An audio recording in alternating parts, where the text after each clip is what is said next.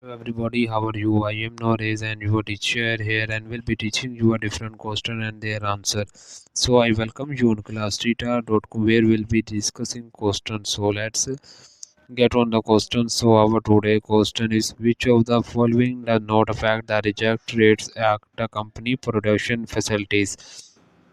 Option in the percentage use of new equipments versus refurbished footwears making equipments.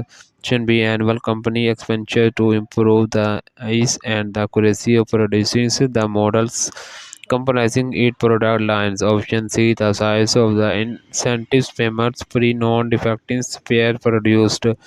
Option D, the number of model styles comprising the company products line and the weather productions improvement. Option D has been installed. Option E, spending 40 QM6 Sigma quality controls effect.